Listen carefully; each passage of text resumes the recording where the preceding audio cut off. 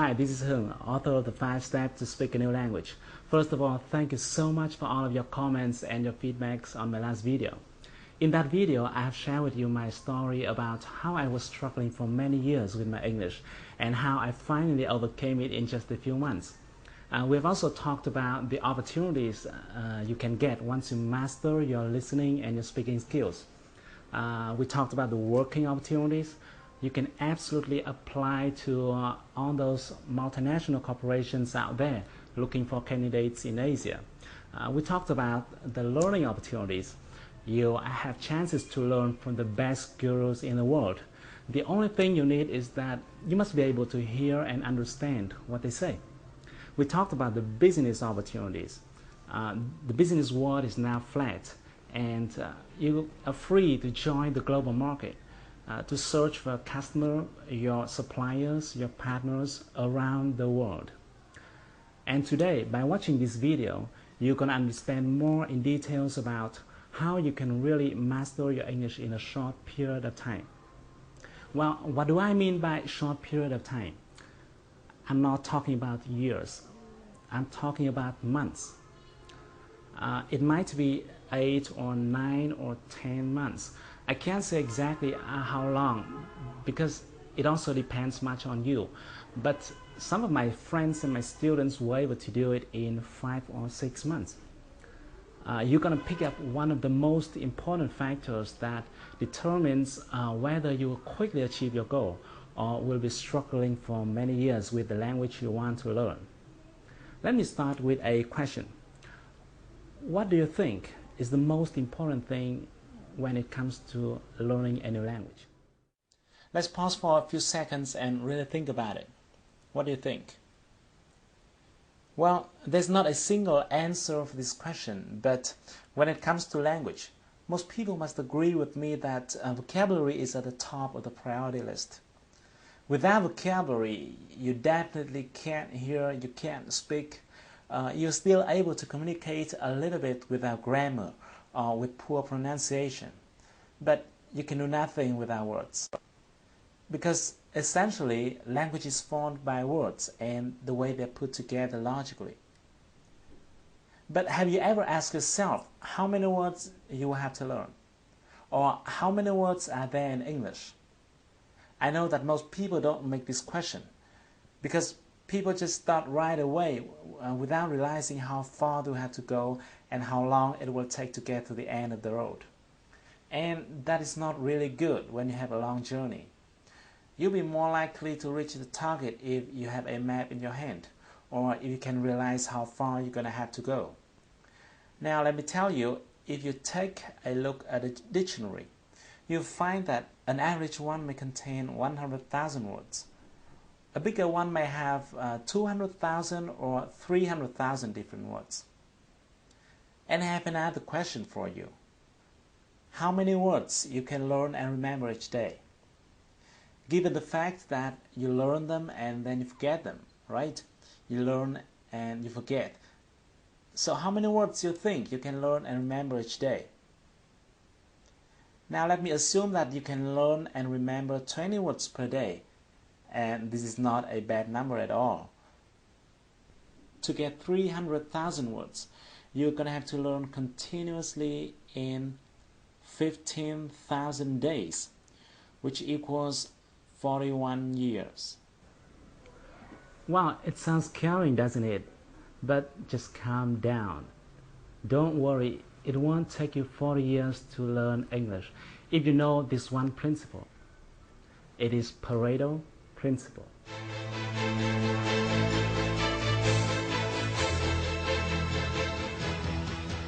Even though you could have heard about it before, but let me give you a very quick review. Things in our world are arranged by an interesting rule which is called the 80-20 rule. This was found by an Italian economist named Vilfredo Pareto. That's why it is also called the Pareto principle. In the beginning, he observed that 80% of the lands are owned by 20% of the population. And then he found that this number is true in many other fields as well. For example, 20% of the workers may produce 80% of the result.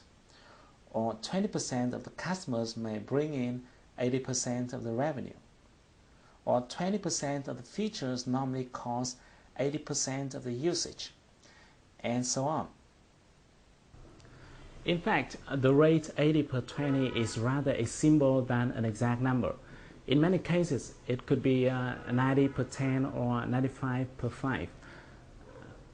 The reason why this principle became famous is because, thanks to it, people could decide where to put their efforts into, like their time, their money, their resources, in order to get the most results.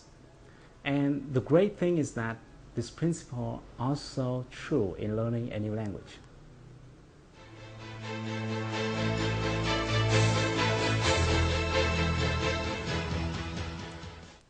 Even though the total number of different words in English may come up to more than 300,000 words, only a small portion of that number is used in daily lives. As early as the 1930s, George Zip has found what people now call Zipf's law. He researched various languages, including English, and he found that each word has a different frequency of occurrence. In English, for example, the word "the" tops the frequency ranking with 7.5%, the word "of" following with 3.5%, and so on. Amazingly, just 130 words make up 50% of occurrences. Other studies show that Americans use somewhere from 2,500 to 3,000 most common words in their daily lives. The good news is that these 3,000 common words build up more than 95% of the content in any conversation, telephone call, email, or even books and newspapers. In other words, instead of learning more than 300,000 different words, you can focus on 3,000 most common words but still understand 95% of all conversations, emails, newspapers, and books. These most common words belong to what we call the core vocabulary. Some linguists believe that the core vocabulary should contain 4,000 instead of 3,000 words. Others think it should be 2,000. But to me personally, I think the exact number is not very important, because the bottom line here is that you will be able to master your new language by focusing on this core vocabulary. When I share this finding to my friends and my students, some of them ask me, what happens if I still want to learn every word because I want to understand 100% of the content? Well, if you have the same question, let me tell you the following 3 points. Firstly, I'm not telling you to stop learning after getting those 3,000 words. Because once you're mastering your core vocabulary and understanding most of the language, no one stops you from discovering further to enrich your vocabulary, right? The point here is, which side do you want to focus on first? Do you want to spend years focusing on 297,000 uncommon words to understand 5% of the language? Or do you want to spend a few months focusing on the 3,000 most common words to get 95% of the language? And secondly, another reason for you to focus on the core vocabulary is that in order to remember and be able to use a specific word, you will have to be exposed to that word at least several times.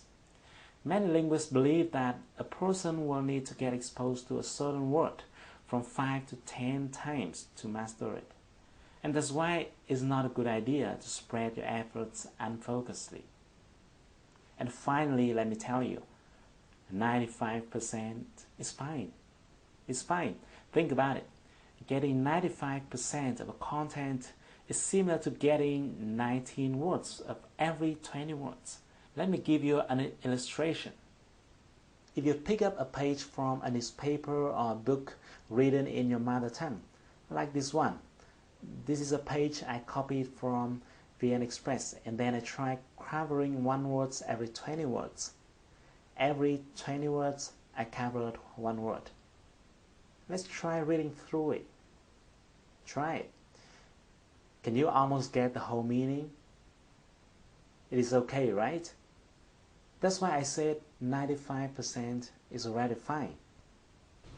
And if you notice, even when you're speaking in Vietnamese with someone living in another location, you may not understand everything if that person is using local glossaries.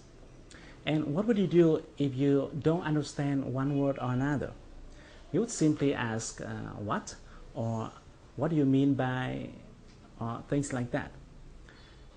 It happens all the time in communication, even in your mother tongue. And in the last minute of this video, let me tell you my little secret.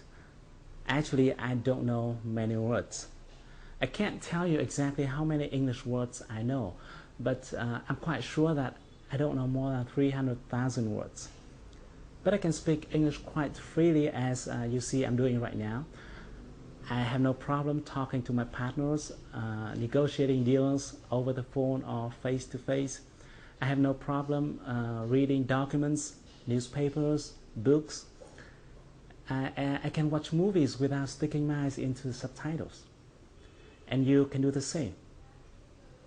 Now that you've got one of the most important secrets that determines whether or not you will quickly achieve your goal in learning a new language.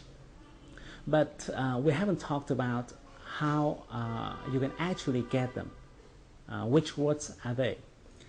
In the next video, I'm going to share with you a technique that will help you to quickly acquire all those important words. And the best thing is that you won't have to memorize them, but it will naturally go into your mind and will be retained in a long period of time. So thank you for watching my video. If you like it, share it with your friends and your beloveds. If you're using Facebook, just simply click the like button to share it with your friends. If you have any question, or even if you don't agree with what I'm telling you so far, feel free to give me your comments and your feedbacks. I'd love to hear them. So stay tuned with your inbox. I'm going to send you the next video soon. But until then, take action. Do something. Do something right now to improve your English. Because if you want to shine tomorrow, you've got to sparkle today.